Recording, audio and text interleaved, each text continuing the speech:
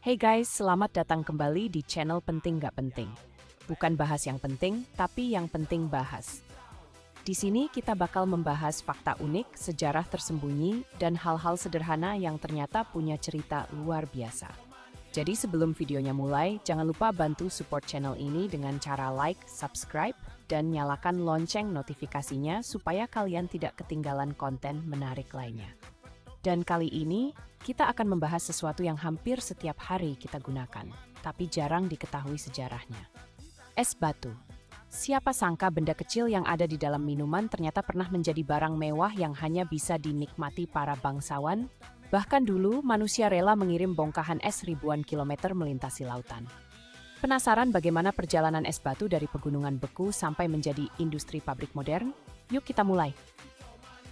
Ribuan tahun yang lalu, manusia kuno sudah mengenal es alami. Bangsa Persia, Romawi, hingga Tiongkok kuno mengambil es dari pegunungan dan danau beku saat musim dingin. Es itu kemudian disimpan di ruang bawah tanah agar tidak cepat mencair. Di Persia kuno, bahkan terdapat bangunan khusus bernama yacht. Bangunan ini terbuat dari tanah liat tebal dan digunakan untuk menyimpan es di tengah cuaca gurun yang panas. Teknologi sederhana ini dianggap sebagai salah satu cikal bakal lemari pendingin modern. Namun pada masa itu, es masih sangat langka. Hanya kalangan kerajaan dan orang kaya yang mampu menikmatinya. Karena untuk mendapatkan es, manusia harus mengambilnya langsung dari alam. Semua berubah pada awal abad ke-19.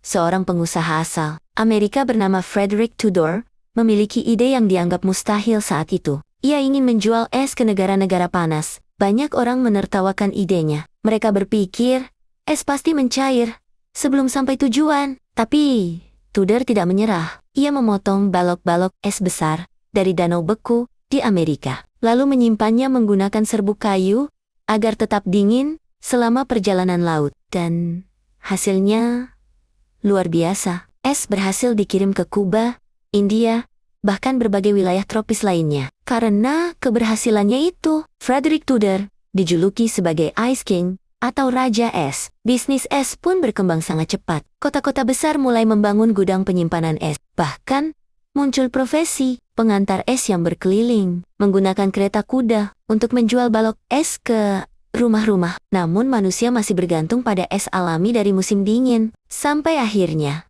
sebuah penemuan besar mengubah segalanya. Pada tahun 1851, seorang dokter bernama John Gorrie berhasil menciptakan mesin pendingin mekanis. Awalnya mesin ini dibuat untuk membantu